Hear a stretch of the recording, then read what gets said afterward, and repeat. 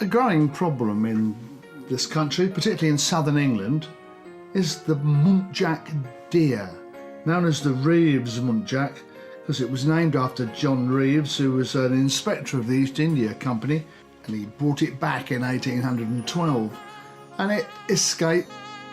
One of the problems with these Muntjac deer is that they reproduce very quickly.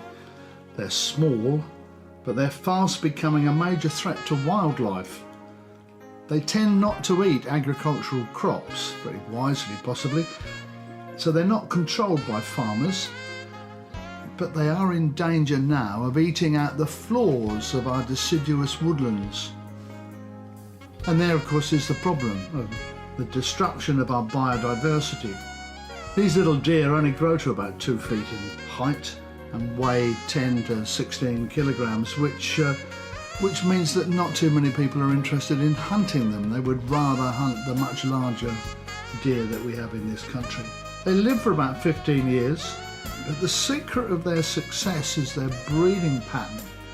They have no set breeding season, and the females are fertile after only 8 months of age, and then they can breed every 7 months. So these little beasts are very hard to spot. They're nocturnal, and so deer stalkers, I suppose, don't find them that attractive, but they are spreading, and you may well hear them. They have a very distinctive barking sound, and they also like grazing in residential gardens. I'm pretty sure that I've got one in mine. The Forestry Commission are now very concerned about the damage that Muntjac deer are doing. One problem is that the damage occurs gradually over a period of years. And unfortunately for the Forestry Commission, who are slowly getting rid of their conifer forests and planting deciduous species, is that the Muntjac like broad leaves. Now, they are very attractive looking animals and look a little bit like Bambi, although from the back they're a bit more like a pig.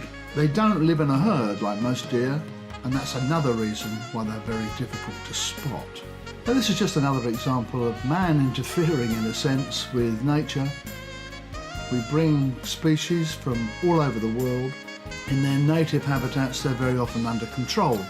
Other species are controlling them and keeping them in balance in nature, but we bring them here and they go wild. There's nothing, essentially, apart from man, that predates upon them. So we're down to the idea of shooting them with centre-fire rifles, but that needs trained stalkers, and some people find this distasteful. But population control is recognised as a necessity for the long-term survival of both the deer and our environment.